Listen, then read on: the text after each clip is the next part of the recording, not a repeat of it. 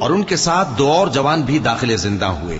ایک نے ان میں سے کہا کہ میں نے خواب دیکھا ہے، دیکھتا کیا ہوں کہ شراب کے لیے انگور نچوڑ رہا ہوں۔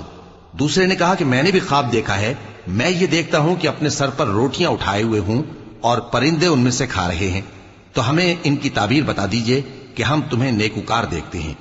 یوسف نے کہا کہ جو کھانا تم کو ملنے والا ہے وہ آنے نہیں پائے گا کہ میں اس سے پہلے تم کو اس کی تعبیر بتا دوں گا۔ یہ ان باتوں میں سے ہے جو میرے پروردگار نے مجھے سکھائی ہیں۔ جو لوگ اللہ پر ایمان نہیں لاتے اور آخرت کا انکار کرتے ہیں، میں نے ان کا مذہب چھوڑ دیا ہے اور میں اپنے باپ دادا ابراہیم اور اسحاق اور یعقوب کے مذہب پر چلتا ہوں۔ ہمیں شایع نہیں ہے کہ کسی چیز کو اللہ کے ساتھ شریک بنائیں۔ یہ اللہ کا فضل ہے ہم پر بھی اور لوگوں پر بھی، لیکن اکثر لوگ شکر نہیں کرتے۔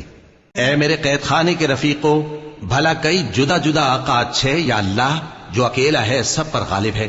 جن چیزوں کی تم اللہ کے سوا پرستش کرتے ہو وہ صرف نام ہی نام ہیں جو تم نے اور تمہارے باپ دادا نے رکھ لیے ہیں۔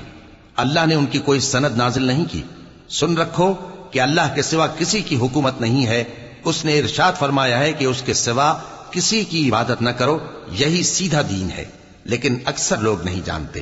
اے میرے قید خانے کے رفیقو، تم میں سے ایک جو پہلا خواب بیان کرنے والا ہے وہ تو اپنے آقا کو شراب پلایا کرے گا، اور جو دوسرا ہے وہ سولی دیا جائے گا اور پرندے اس کا سر نوچ کھائیں گے۔